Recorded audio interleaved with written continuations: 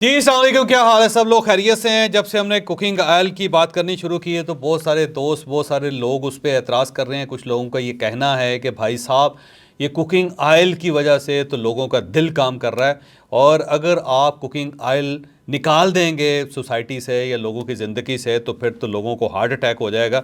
तो मैंने सोचा कि इसके ऊपर हम एक वीडियो बनाते हैं, लोगों को बताते हैं कि ये कॉन्सेप्ट ही गलत है। याद रखें कि पाकिस्तान के अंदर 1967 में पहला हार्ट अटैक हुआ था, यानी 1967 में।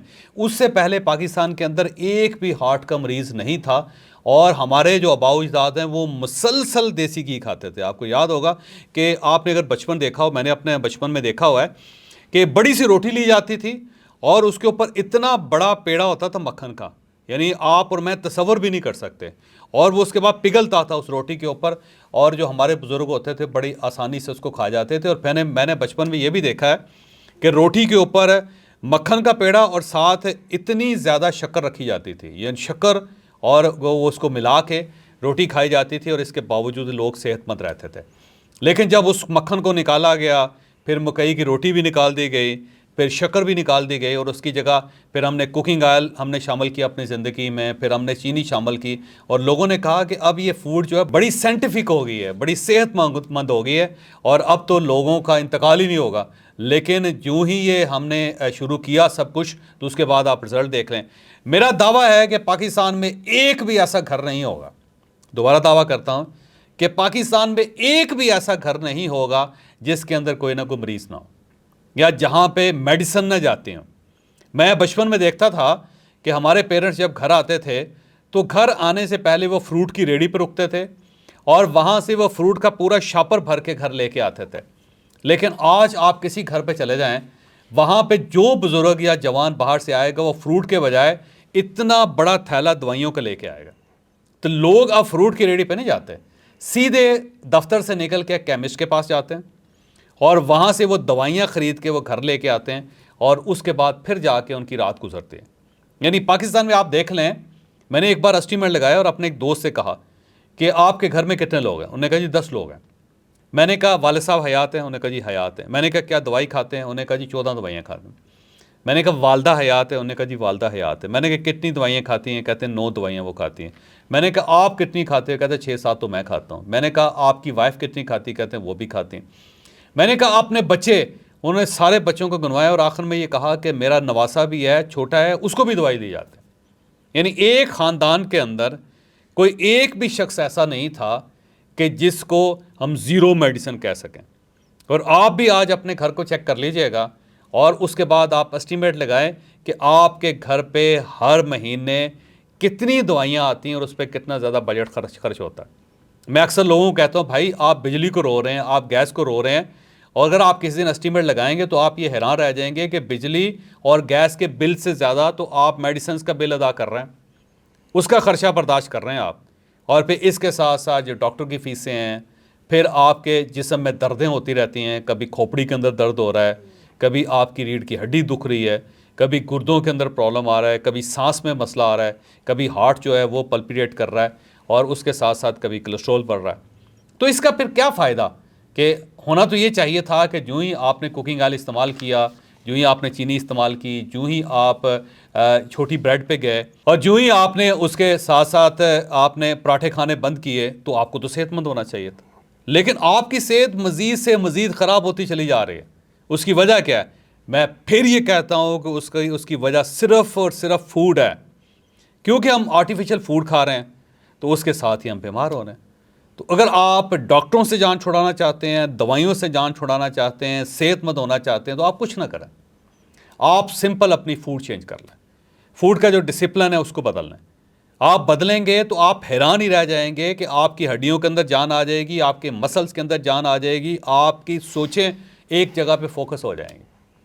आप ये जो बोलते भूल जाते हैं, ये सब कुछ ख़त्म हो जाएगा। याददाश्त आपकी बड़ी ज़बरदस्त हो जाएगी, आपकी मैरिटल लाइफ बड़ी अच्छी हो जाएगी, आपके बच्चों के साथ आपके तल्लुकात बहुत अच्छे हो जाएंगे, दोस्तों के साथ बड़े अच्छे तल्लुकात हो जाएंगे।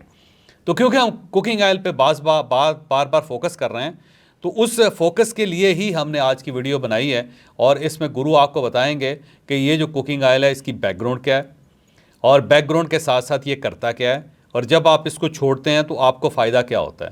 تو میں قطعاً یہ نہیں کہتا کہ آپ ہمارا ہی کوکونٹ آئل استعمال کریں یا ہمارا ہی دیسی گھی استعمال کریں. آپ اپنا دیسی گھی استعمال کریں, آپ اپنا کوکونٹ خود آئل نکالیں, اور آپ اس کے بعد جب آپ کو فائدہ ہو تو ہمارے لیے دعا کر دیجیے گا. اور اگر یہ چیزیں اویلیبل نہیں ہیں تو سرسوں کا تیل استعمال کریں, لیکن سرسوں کا تیل خود نکلوانا ہے. جو کام بھی کرنا ہے خود نکلوانا ہے, کسی اور سے نہیں لینا. کسی اور سے لیں گے تو ہو سکتا ہے اس نے ایسی کو مت ماری ہو, اس نے ایسی ملاوٹ کی ہو کہ جس سے آپ کی ہیلتھ پہلے سے زیادہ خراب ہو جائے. تو اپنی جو خوراک ہے اس کا بندوبست خود کیا کریں. میرے گجرانوالہ میں ایک دوست ہیں, وہ یہ کہتے ہیں کہ ہم 3 نسلوں سے اپنا گوشت خود لے کے آتے ہیں, ہم کسی ملازم کو نہیں بھجواتے. تو میں نے ان سے کہا کہ راٹھور صاحب خود کیوں جاتے ہیں؟ اس نے کہا یار تسلی نہیں ہوتی, کیونکہ یہ جو گوشت ہے اس کے اندر بھی بڑی ملاوٹ ہوتی ہے. مکھیوں کے سامنے رکھا ہوتا ہے, بوڑھا جانور ہوتا ہے اس کو ذبح کر دیتے ہیں, بیمار جانوروں کا گوشت دے دیتے ہیں. تو میں وہاں پہ جاتا ہوں, خود تسلی کرتا ہوں اور پھر گوشت لے کے آتا ہوں. تو آپ کے والدین بھی یہی کرتے ہوں گے, وہ سبزی خود لے کے آتے ہوں گے, اناج خود لے کے آتے ہوں گے, گھی خود لے کے آتے ہوں گے, دودھ خود وہ نکلوا کے لاتے ہوں گے, ملائی خود لے کے آتے ہوں گے. اس کے ساتھ ساتھ وہ یہ ترکاری ہے, پھر یہ گوشت ہے یا مچھلی ہے, وہ خود لے کے آتے ہوں. تو آپ بھی یہ کام کیا کریں, کیونکہ اگر آپ کے پاس اپنی خوراک کا بندوبست کرنے کا وقت نہیں ہے تو پھر میرا نہیں خیال کہ آپ کو ڈاکٹر سے یا دوائیوں سے اپنی جان چھڑا سکتے ہیں. تو کم از کم اس کو تو ٹائم دیں, یہ تو پتہ ہو کہ جو کھا رہے ہیں آپ وہ کتنا صاف ہے. اور اگر آپ کو یہ یقین ہی نہ ہو کہ جو کھا رہے ہیں وہ حلال بھی ہے, حرام بھی ہے, یا وہ کیسا ہے, وہ صحت مند بھی ہے, یا وہ آپ کی صحت کے لیے کیا کچھ کر سکتا ہے, تو پھر آپ خود اندازہ لگائیں کہ آپ اور آپ کی فیملی کا کیا بنے گا. تو گرو آپ کو بتائے گا, لیکن ہم دوبارہ آرگینیکل کے بارے میں آپ کو بتاتے جائیں کہ وہ پروڈکٹس کیا کیا ہیں, تو وہ آپ دیکھ لیں, اور اس کے بعد گرو سے میں کچھ سوال کروں گا. آرگینیکل جس کا ذکر ہم بار بار کر رہے ہیں, اور اسی کے پلیٹ فارم سے ہم یہ ہیلتھ کا جو انیشیٹو وہ لے رہے ہیں.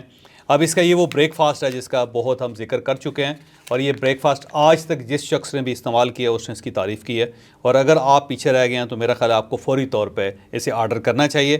اور میں گارنٹی کرتا ہوں, میں دوبارہ کہتا ہوں کہ انشاءاللہ میں گارنٹی کرتا ہوں کہ آپ کو اس کا فائدہ ضرور ہوگا. پھر اس کے ساتھ ساتھ ہمارا ایک پین آئل ہے جس کا ہم ذکر کر رہے ہیں کہ کسی جگہ پہ بھی پین ہو تو آپ اس کو لگائیں 2 قطرے, اور اس کے بعد اس کا آپ اثر دیکھیں.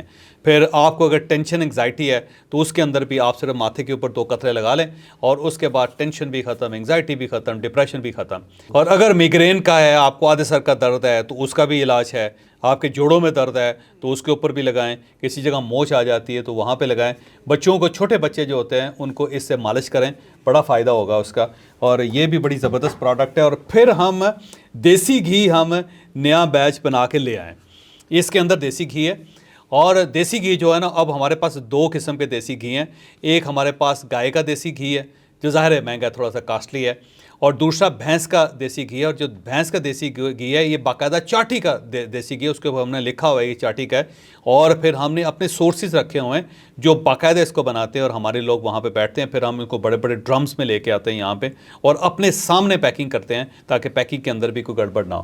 پھر اس کے ساتھ ساتھ ہمارا جو کوکونٹ آئل کا ہے وہ بھی ایک پورا بیچ آ چکا ہے, اور آپ ہمیں کوکونٹ آئل بھی آپ فوری طور پہ ہمیں ڈیمانڈ کر سکتے ہیں, ہم امیجیٹلی آپ کو دے دیتے ہیں. کیونکہ اس کی وجہ یہ ہے کہ پھر جب یہ ختم ہو جائے گا تو پھر ہم نیا بیچ بنوائیں گے. اور کوکونٹ کے لیے یاد رکھیں کہ ہم پراپر کوکونٹ لے کے اس کا آئل اپنے سامنے نکلواتے ہیں. اور میں دوبارہ آپ سے کہوں گا کہ آپ اگر ہم سے نہیں لینا چاہتے نہ لیں بالکل, تو آپ لیکن کوشش کریں کہ آپ اپنی نگرانی میں یہ نکلوائیں. اور جو کھوپرا آپ نے لینا ہے جس سے آپ نے بنانا ہے تو وہ سفید ہونا چاہیے, سیاہ نہیں ہونا چاہیے, یاد رکھیے گا. اور انڈین جو ہے وہ زیادہ بہتر ہے کیونکہ اس کے اوپر کیمیکل نہیں لگا ہوتا. عموماً جو کھوپڑا مارکیٹ سے ملتا ہے اس کے اندر فنگس روکنے کے لیے اس کے اوپر ایک کیمیکل لگا دیتے ہیں جو ظاہر ہے صحت کے لیے بہت خطرناک ہے. تو آپ نے کوئی ایسا کوکونٹ نہیں لینا جس کے اوپر کوئی کیمیکل لگا ہو یا تھوڑا سا بلیک ہوا ہو اندر سے, کیونکہ بلیک ہوگا تو اس کا مطلب اس کے اندر کیمیکل ہے. تو اب یہ بتائیے گا کہ گرو زاہد صاحب کہ یہ جو کوکنگ آئل ہے آیا کہاں سے تھا, پھر یہ ہماری لائف میں داخل کیسے ہو گیا, اور اب اس کو نکالا کیسے جا سکتا ہے؟ اچھا سر, ہمیں اس کو دیکھنے کے لیے تھوڑا سا ماضی میں جانا پڑے گا. اس سارے سینیریو کو جو پوری دنیا کے اندر چینج ہوا, جس میں ہم نے دیسی گھی کو, مکھن کو, ریڈ میٹ کو جس میں مٹن تھا, بیف تھا, چھوڑا, اس کی جگہ پر ہم سیڈ آئل پہ آئے جس میں آپ کا سویابین ہے, مکئی ہے, سن فلاور ہے, ایون کنولا بھی ہے. یہ وہ آئل تھے جنہیں ہم نے ہیلدی سمجھ کے، اور جنہیں دنیا کی جو بڑی بڑی ایسوسیشن تھی، میڈیکل کی ایسوسیشن تھی، جیسے امریکن ہارٹ ایسوسیشن ہے، امریکن ڈائبیٹک ایسوسیشن ہے، اور پھر امریکن کالج آف فزیشن ہے، یہ لیڈنگ ادارے تھے، انہوں نے بھی باقاعدہ ریکمینڈ کیا۔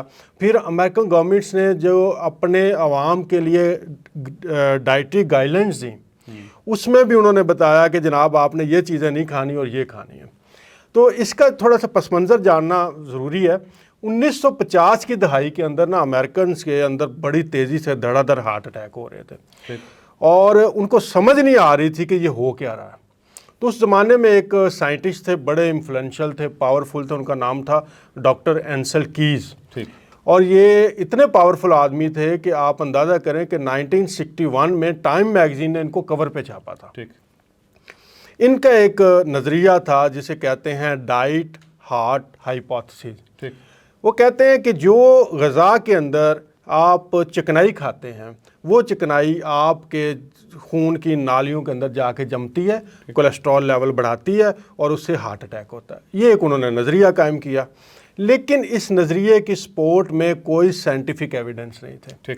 اچھا، اب قوم کے اندر ایک فرسٹریشن تھی، بندے مار رہے تھے۔ اسی فرسٹریشن کے اندر وہاں یہ ہوا کہ غالباً 23 ستمبر 1955 کو بڑے زبردست پاورفل پریزیڈنٹ تھے امریکہ کے، آئزن ہاور، ان کو ہارٹ اٹیک ہو گیا۔ اب جب ان کو ہارٹ اٹیک ہوا اور یہ فلیش لائٹ میں آئے سارے، تو اس وقت یہ بڑا قوم کے اندر تھا کہ کیا وجہ ہے۔ تو پریزیڈنٹ صاحب مکھن کھاتے تھے، پریزیڈنٹ صاحب بیف بھی کھاتے تھے، اور بڑا ان کا انڈے کھاتے تھے۔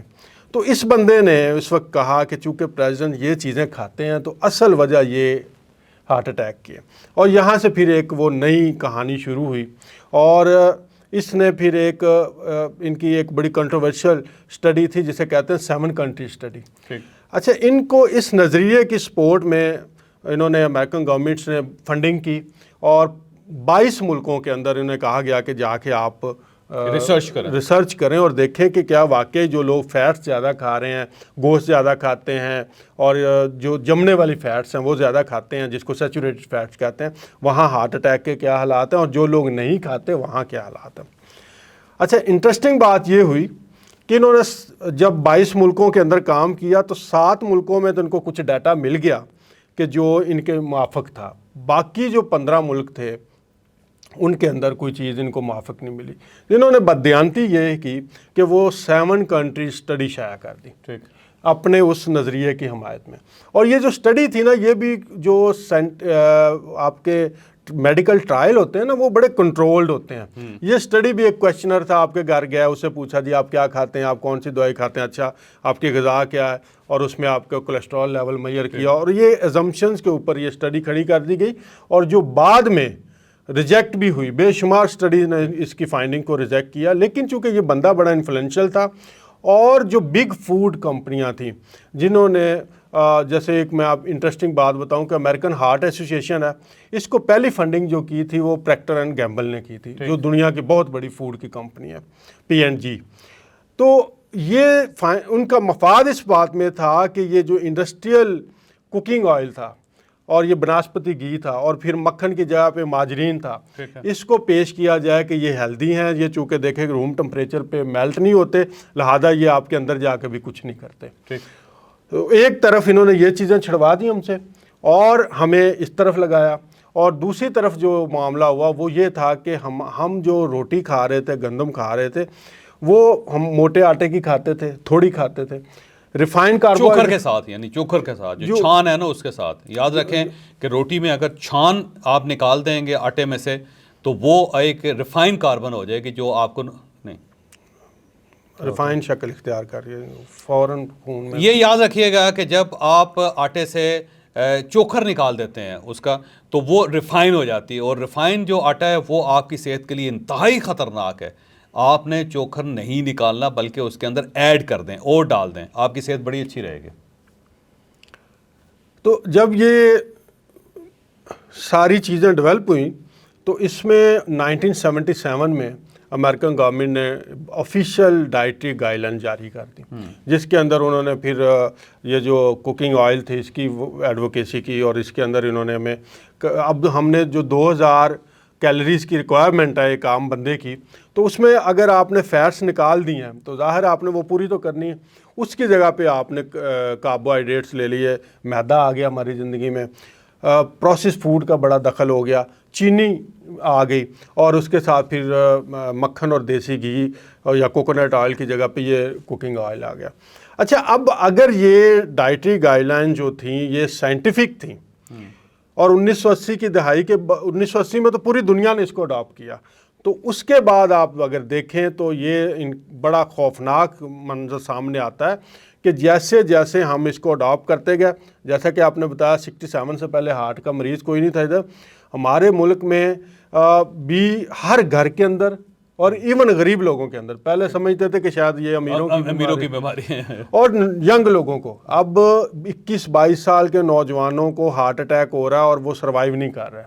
اس کی وجہ یہ ہے کہ بچہ کولڈ ڈرنکس پی رہا ہے جس میں چینی ہے، فرکٹوس ہے، اس کی خوراک کے اندر یہ کوکنگ آئل ہے، اور یہ کوکنگ آئل کے اندر چونکہ اومیگا 6 فیٹی ایسڈز ہوتے ہیں، انتہائی ری ایکٹیو ہوتے ہیں، اور یہ باڈی کے اندر انفلیمیشن پیدا کرتے ہیں، اور یہ ہمیں صرف 3-4 گرام چاہیے ہوتے ہیں جو کہ ہم 50-50 گرام لے رہے ہیں۔ اب جب آپ کی باڈی کے اندر چینی اور یہ دونوں چیزیں اکٹھی ہوتی ہیں تو پھر آپ کا دل کے والو بھی بند ہوتے ہیں، پھر آپ کے گردے بھی خراب ہوتے ہیں، پھر آپ کا لیور بھی فیٹی ہوتا ہے، پھر آپ کا برین کے جو سیل ہیں ان کے اندر ڈی جنریشن شروع ہو جاتی ہے، وہ ڈیمیج ہونا شروع ہو جاتے ہیں، یادداشت چلی جاتی ہے، ہمارا جو کوگنیٹو فنکشن ہے، جو ہم سوچتے سمجھتے ہیں یا جو روزمرہ کا کام ہم نے کرنا ہوتا ہے، یہ ڈراپ ہونا شروع ہو جاتا ہے، اور پھر ہم ان سمٹمز کے پیچھے بھاگتے ہیں۔ ڈاکٹر ہر سمٹم کی ایک ایک دوائی ہمیں دینا شروع کر دیتا ہے، جوڑوں میں درد شروع ہو جاتے ہیں، اصل جو کاز تھی وہ آپ کھائی جا رہے ہیں۔ آپ کو فیٹی لیور ہے، چینی آپ نہیں چھوڑ رہے، فیٹی لیور تو ڈیولپ ہو رہا ہے، اس کی جگہ پہ فیٹ چھوڑ رہے ہیں، حالانکہ فیٹس اس کی کاز نہیں ہے، اس کی کاز چینی تھی یا اس کی کاز کوکنگ آئل تھی۔ تو یہ وہ شفٹ تھی جب ہم نے اس کو کیا، اور اس کو چونکہ پیچھے بگ فوڈ کمپنیز ان بڑے بڑے اداروں کو مینج کرتی ہیں، اور جو نئی ریسرچ ہوتی ہے وہ سامنے آنے نہیں دی جاتی، اس کو دبا دیا جاتا ہے تاکہ ان کے جو کامن انٹرسٹ ہیں اس کے اوپر کوئی زد نہ آئے، اور جس کی وجہ سے اب ہم یہ کھائے بھی جا رہے ہیں اور بیمار بھی ہو رہے ہیں۔ اور یہ کامن سینس کی بات ہے، آپ دیکھ لیں کہ جب ہم یہ چیزیں کھاتے تھے تب کتنے بیمار تھے، اور جب ہم نے یہ ہیلدی چیزیں چھوڑ دیں، یہ دیسی گھی چھوڑ دیا، یہ گوشت جو مٹن کھانا چھوڑ دیا، بیف کھانا مکئی کی روٹی چھوڑ دی، مکئی کی روٹی چھوڑ دی، آپ برائلر مرغی پہ آ گئے، آپ کوکنگ آئل کے اوپر چلے گئے، سیڈ آئل کے اوپر، اور آپ کی زندگی میں چینی کا عمل دخل اتنا زیادہ بڑھ گیا کہ اب پہلے دن جو بچہ پیدا ہوتا ہے اس کو ہم فارمولا ملک لگاتے ہیں، اس کے اندر چینی ہوتی ہے، تو پھر بیماریوں کے سوا ہمارا ٹھکانہ کوئی نہیں ہوتا۔ تو بہتر یہ ہے کہ آپ اپنی فوڈ کو چینج کریں، میں دوبارہ یہ کہتا ہوں کہ فوڈ کو چینج کریں، اس سے چیزیں تبدیل ہوں گی۔ میں آخر میں آپ کو ایک چھوٹا سا نسخہ بھی دینا چاہتا ہوں، وہ یہ ہے کہ یہ جو ہماری ہلدی ہوتی ہے نا، یہ بڑی زبردست شاندار چیز ہے جی۔ آپ صرف ہلدی کو اپنی لائف میں ایڈ کر لیں گے نا تو آپ حیران ہی رہ جائیں گے، آپ کو واقعی کسی دوائی کی ضرورت نہیں ہوگی۔ تو ہمارا جو نیکسٹ لیکچر ہوگا اس کے اندر ہم آپ کو ہلدی کے جو بینیفٹس ہیں وہ آپ کو بتائیں گے، اور آپ کو یہ بتائیں گے کہ آپ نے ہلدی استعمال کیسے کیسے کرنی ہے، اور پھر اس سے آپ کیا کیا فائدہ اٹھا سکتے ہیں۔